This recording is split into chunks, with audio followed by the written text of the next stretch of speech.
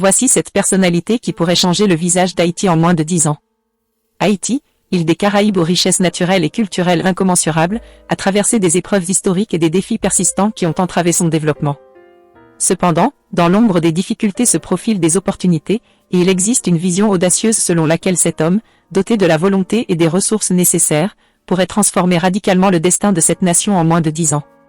Le potentiel de développement de Haïti repose sur des acteurs clés dont l'influence pourrait transcender les obstacles, stimuler l'innovation et catalyser un changement significatif dans ce pays. Dans cette exploration, nous mettrons en lumière ces figures emblématiques, examinant comment leur engagement et leurs compétences pourraient ouvrir une nouvelle ère de prospérité pour Haïti, une terre riche en promesses et en possibilités. Voici 7 des personnalités les plus riches du pays. Des hommes qui, s'ils le veulent, peuvent changer Haïti en moins de 10 ans. Ces 7 hommes, chacun dans leur domaine, ont le potentiel de changer le visage d'Haïti en moins de 10 ans. Leur engagement envers le développement économique, social et politique pourrait ouvrir la voie à une ère nouvelle et prospère pour cette nation des Caraïbes.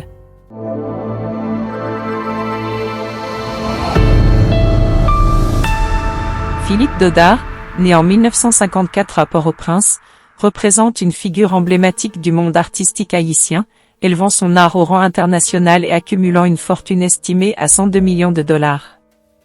Son parcours exceptionnel et sa polyvalence artistique ont marqué Haïti sur la scène mondiale.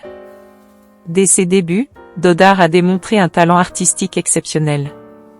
Il a étudié à l'école d'art Potomitan aux côtés de personnalités éminentes, fortement influencées par les grands noms tels que Jean-Claude Tiga Garout, Patrick Villers et Frido Casimir.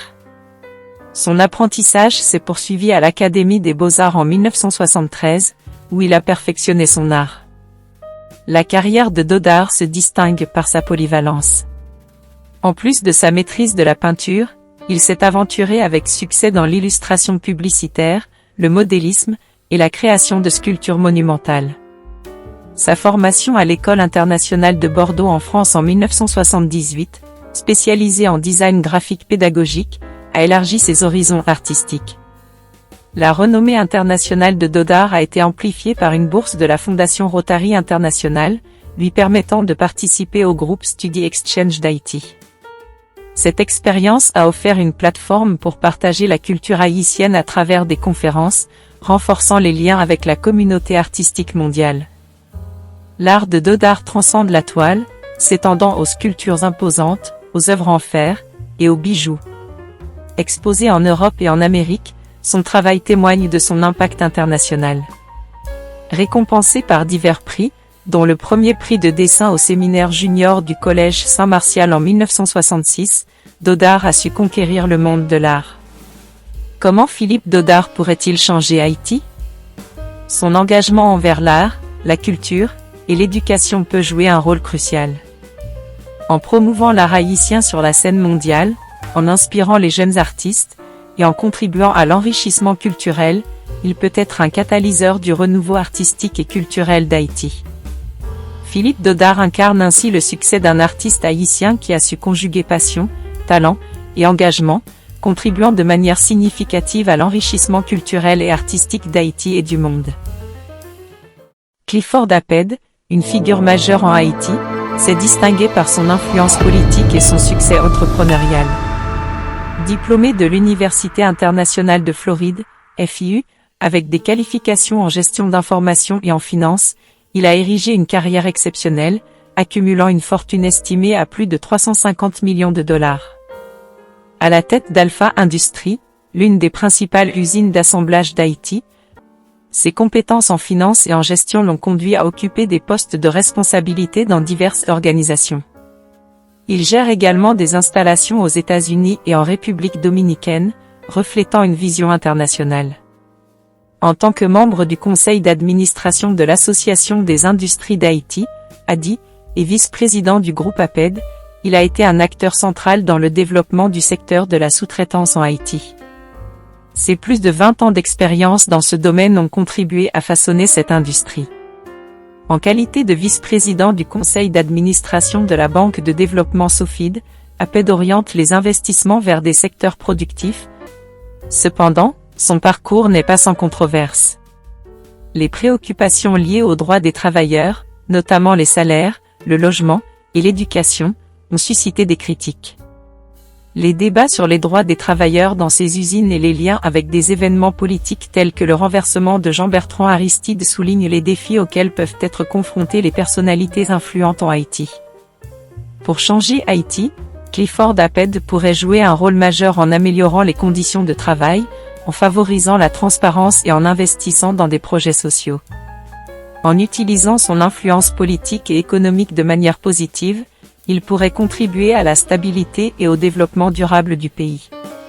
Cependant, cela nécessiterait également de surmonter les défis complexes et de répondre aux préoccupations des travailleurs pour construire un avenir plus équitable et prospère. Marc-Antoine Accra, PDG du groupe Accra Industries, émerge comme une figure incontournable de l'oligarchie économique haïtienne, avec une fortune estimée à plus de 600 millions de dollars. Sa carrière exceptionnelle dans le secteur industriel et son leadership chez Accra Industries en font l'un des hommes d'affaires les plus riches du pays. Diplômé de l'école secondaire de Saint-Louis de Gonzague à Port-au-Prince, Marc-Antoine Accra a poursuivi des études en finance et en marketing à l'Université de Boston. Son bagage académique combiné à des compétences en gestion, vente et marketing ont contribué au succès et à l'expansion d'Accra Industries. Dirigeant le conglomérat d'import-export avec son frère Olivier Accra, Marc-Antoine Accra a étendu son influence à l'échelle mondiale, générant un revenu annuel dépassant les 10 millions de dollars. Son rôle en tant que CEO d'ERSA, actif dans des secteurs variés tels que l'hôtellerie, la construction, l'immobilier, les matières premières et les services financiers, témoigne de sa diversification dans des domaines clés de l'économie. Cependant, le parcours de Marc-Antoine Accra n'est pas sans controverse. Des allégations de trafic de drogue en 2015 ont jeté une ombre sur sa réputation. Impliqué dans une affaire où une cargaison de sucre aurait dissimulé une quantité importante de drogue, sa nomination comme ambassadeur de bonne volonté de la République d'Haïti en 2016 a suscité des questions sur les liens entre la sphère économique et politique. La dualité entre réussite entrepreneuriale et implication présumée dans des activités illégales souligne les complexités du paysage économique et politique haïtien. Des personnalités comme Marc-Antoine Accra naviguent entre les hautes sphères des affaires et les zones d'ombre de la controverse, illustrant les défis auxquels est confronté le pays. Pour changer Haïti, Marc-Antoine Accra pourrait jouer un rôle majeur en assainissant ses activités et en s'engageant activement dans des initiatives sociales et économiques positives. La transparence, la responsabilité et la contribution significative à des projets de développement pourraient contribuer à renforcer son impact positif sur la nation haïtienne. Réginald Pierre Boulos, né en 1956 aux États-Unis, incarne une figure emblématique de l'élite haïtienne, avec une fortune estimée à 620 millions de dollars. Médecin de formation, sa carrière a évolué vers les affaires, faisant de lui un acteur majeur dans divers secteurs économiques d'Haïti. Initialement formé en médecine, Boulos a exercé en tant que médecin jusqu'au milieu des années 90, date à laquelle il a choisi de se consacrer aux affaires. Diplômé de la faculté de médecine de l'Université d'État d'Haïti, il a également obtenu une maîtrise en santé publique et en médecine tropicale à l'Université de la santé publique et de médecine tropicale de Tulane. En 1996, Boulos devient président de la Banque intercontinentale SA et facilite sa fusion avec la Sogebank 2 ans plus tard. Son influence s'étend dans la grande distribution avec la création de la chaîne Delimar et dans le secteur automobile avec Autoplaza et Universal Motor SA. Boulos prend le contrôle du journal Le Nouveau Matin en 2003 et dirige Megamart, une chaîne de supermarchés. Il acquiert l'hôtel NH Haïti El Rancho en 2010, diversifiant ainsi ses activités. Fondateur d'organisations telles que le Fonds de parrainage national, FPN, et l'Institut haïtien de santé communautaire, INAC, Boulos est actif dans le domaine social. Cependant, ses actions philanthropiques sont parfois sujettes à des accusations de détournement de fonds. Boulos préside la Chambre de commerce et d'industrie d'Haïti, CCH, et fonde le parti politique MTV Haïti en 2019. Impliqué dans la politique haïtienne, il a soutenu divers candidats et a été accusé de jouer un rôle dans l'assassinat du président Jovenel Moïse. En juillet 2022, un an après l'assassinat de Moïse, Boulos se retire de la scène politique, marquant la fin d'une brève incursion politique entachée de suspicions et de critiques. Pour changer Haïti, Boulos pourrait contribuer en assurant une transition transparente entre ses activités commerciales et son engagement politique. S'engager dans des réformes sociales, lutter contre la corruption, et promouvoir une gouvernance responsable pourraient être des moyens pour lui de laisser un impact positif sur Haïti. Jean-Bertrand Aristide, né en 1953 à Port-Salut, Haïti, demeure une figure politique complexe et controversée dans l'histoire haïtienne. Prêtre catholique romain de l'ordre salésien, il a joué un rôle majeur dans les événements politiques d'Haïti, mais sa carrière est également émaillée de controverses et d'accusations. Aristide a débuté sa vie à Port-Salut, puis a poursuivi ses études chez les Salésiens à Port-au-Prince et au Collège Notre-Dame du Cap-Haïtien. Il a étudié la philosophie et la psychologie, puis a voyagé à l'étranger pour ses études, revenant en Haïti en 1983 en tant que prêtre salésien. Sa carrière politique a pris son envol en 1990 lorsqu'il a remporté les élections présidentielles avec une forte majorité. Cependant, son premier mandat a été interrompu par un coup d'État en 1991, le forçant à l'exil. Le retour au pouvoir en 1994, avec le soutien des forces américaines, a été assorti de concessions économiques. Réélu en 2000 dans un contexte contesté, Aristide a été confronté à des allégations de corruption et à une faible légitimité. Son deuxième mandat a été marqué par une profonde crise politique. En 2004, il a été contraint à l'exil pour la deuxième fois. Son retour en Haïti en 2011 s'est accompagné de spéculations sur sa fortune, estimée à des centaines de millions de dollars. Les accusations de trafic de cocaïne et d'exploitation illégitime des richesses haïtiennes ont entouré sa richesse, créant des controverses. L'héritage politique d'Aristide est contrasté. Populaire auprès des classes populaires pour son engagement envers les pauvres, il a également été critiqué pour des allégations de corruption. Son histoire incarne les complexités de la scène politique haïtienne. Aristide pourrait contribuer au changement en Haïti en mettant l'accent sur son engagement social. En investissant dans des projets de développement communautaire, d'éducation et d'accès aux soins de santé, il pourrait aider à améliorer les conditions de vie des Haïtiens.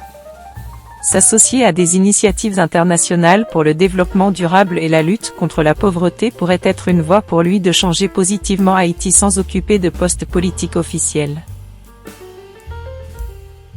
Grégory Meuse, PDG du Wing Group, émerge comme une figure majeure des affaires en Haïti, avec une fortune estimée à $1 milliard. Sa réussite entrepreneuriale dans divers secteurs en fait l'un des hommes d'affaires les plus influents du pays, mais son impact sur le développement économique d'Haïti est sujet à controverse. Meuse a façonné le Wing Group en un conglomérat diversifié, investissant dans des domaines tels que l'entreposage, le traitement de l'éthanol, la fabrication, la production d'huile de cuisson, les parcs industriels et même la fabrication de baseball. Sa capacité à diversifier les activités du groupe témoigne de sa vision entrepreneuriale. Son rôle prépondérant dans le développement d'une cimenterie majeure en Haïti dans les années 90 souligne son engagement envers le développement économique. De plus, la gestion du Chod-Koza, le plus grand parc industriel privé, et du terminal Vareux, le plus grand terminal d'expédition privé, renforce sa présence dans des infrastructures cruciales. Cependant, la contribution de Meuse au développement d'Haïti est controversée. Des critiques affirment qu'il est perçu comme un opportuniste qui ne poursuit que ses intérêts personnels. Les débats sur l'impact réel de ses investissements sur l'économie nationale sont fréquents. Meuse est salué pour sa vision entrepreneuriale, mais son rôle en tant qu'opportuniste soulevant des inquiétudes. Certains estiment que ses actions sont motivées par la poursuite de la rentabilité personnelle plutôt que par un engagement véritable envers le développement durable d'Haïti. Pour changer positivement Haïti, Meuse pourrait envisager d'adopter des pratiques commerciales socialement responsables. Investir dans des initiatives de responsabilité sociale des entreprises, soutenir des projets de développement communautaire et contribuer à la résolution des problèmes sociaux pourraient être des moyens par lesquels il pourrait utiliser son influence pour le bien du pays. Gilbert Bigiot, à la tête du groupe GB, est reconnu comme la personne la plus fortunée d'Haïti, avec une fortune estimée à $2 milliards. Son influence dans divers secteurs, tels que la distribution de produits pétroliers, l'importation alimentaire et la construction, reflète la diversification de ses activités. Le GB Group, présidé par Biggio, détient des intérêts majeurs dans 16 des plus grandes entreprises haïtiennes. Sa présence dans des secteurs clés de l'économie, y compris les carburants avec l'acquisition des stations Texaco en République dominicaine, renforce son impact sur l'économie nationale.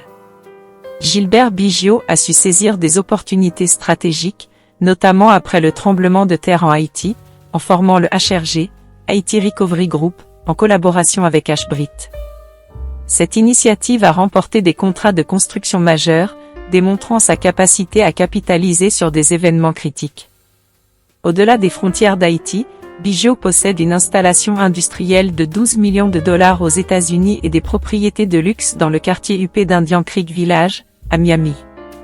Ses investissements en République dominicaine étendent son empire financier à l'échelle internationale. Cependant, la notoriété de Biggio est entachée par des allégations et des sanctions.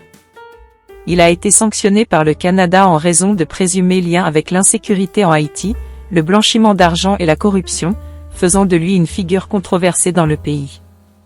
Pour changer Haïti de manière durable, Gilbert Biggio pourrait envisager des initiatives de responsabilité sociale des entreprises, en contribuant activement au développement durable et à l'amélioration des conditions de vie de la population.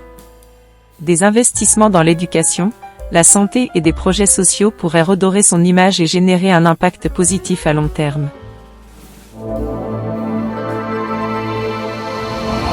En conclusion, les élites haïtiennes, représentées par ces hommes d'affaires prospères, détiennent un potentiel considérable pour contribuer au développement du pays.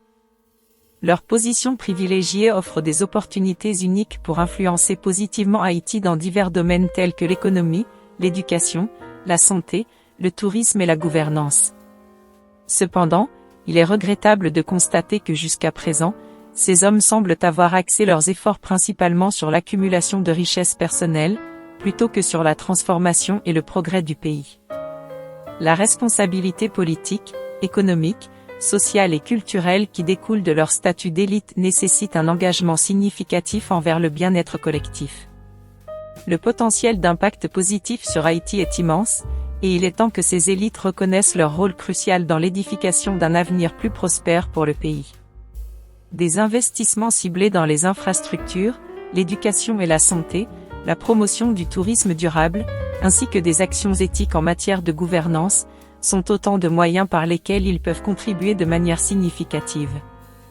Il est impératif que ces hommes mettent leurs ressources, leurs relations et leur influence au service du bien commun. En embrassant leurs responsabilités sociales, économiques et politiques, ils peuvent jouer un rôle essentiel dans la création d'une Haïti plus équitable, stable et prospère. Le changement d'âge dont Auguste Comte parlait pourrait alors devenir une réalité, et Haïti pourrait enfin atteindre son plein potentiel au cœur des Caraïbes.